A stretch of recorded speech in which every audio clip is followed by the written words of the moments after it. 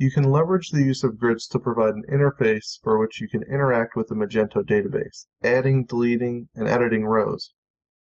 In this video, I'm going to show you how to activate the interactive features of a grid in order to do this. Let's get started. You can see that I have since added a few more events to the system. Clicking on the rows in this grid doesn't do anything because I haven't programmed the interactivity necessary to actually edit these events.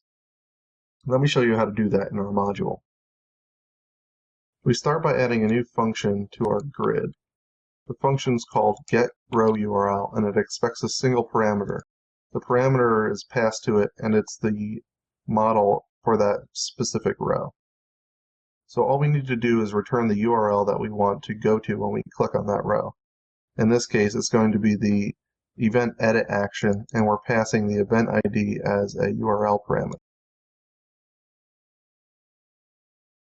So once I save that and refresh my grid, you'll see that mousing over each row results in a URL tooltip. So I can see that the URL that I'm going to be brought to is the actual edit page for that event.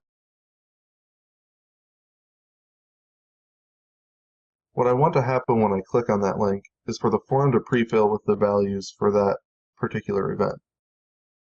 Let me show you how this is done. It takes two changes to the code.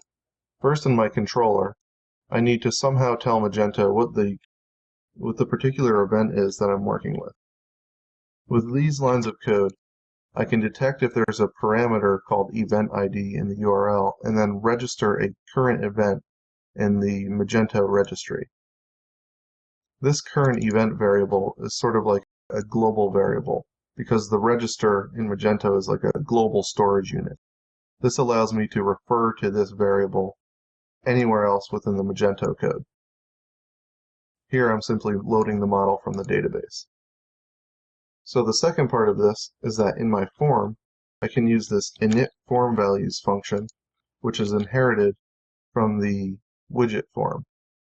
The initFormValues function runs after my prepareForm function. Let me show you how that works.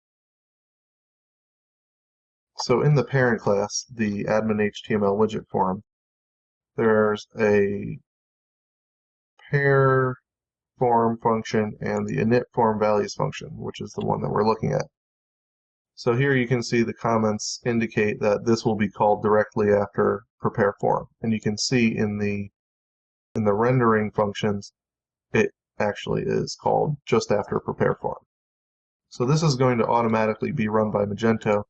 We simply need to declare it and place our logic inside. So we're doing two things. First, we're checking for the registered event, and we're basically taking the model's data and applying it to the form here. So this is only going to work if our keys and our form fields match up exactly. Otherwise, you would have to somehow manipulate the data, changing keys, or making sure things match up with your form.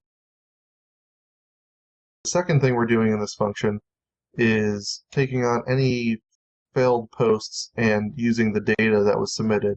So we keep those changes and don't lose, like if you change the title but the form happened to fail during save, it will keep that change and just alert you with a failure message. So this also ties into some controller code, which I added to the save action, where when I catch an exception, I save that form data, the post data, into the session, and like you saw earlier on this line, this is where I'm retrieving the data. And also, just on a side note, the Boolean value passed here means clear that from the session. So in one go, I can get the data and clear it from the session so it isn't used on subsequent page requests. So with that in place, when I refresh this page, I should see the form data filled, and it is. So before I save this, let me draw one more change to your attention. I had to change the save URL because prior to this, we weren't passing the current URL parameters. So by appending this array attribute, we're saying preserve the current URL parameters so that our save URL includes the event ID. Let's just double check that this works. I'm going to rename my event and click on Save. Looks good. We see that the event name has changed and everything's reflected in the grid. In addition to being able to edit our rows, we can also delete them. So we can see that Magento has already added a delete button for me.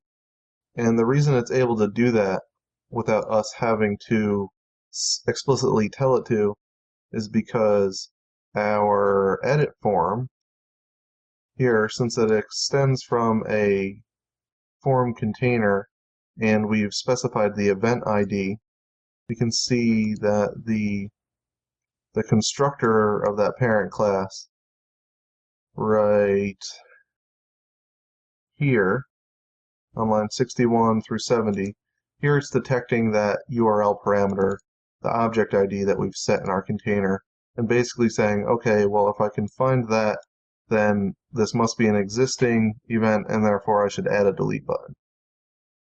So that's some pretty cool default functionality that we get. One thing that we do need to do is make sure that we can accommodate this delete URL.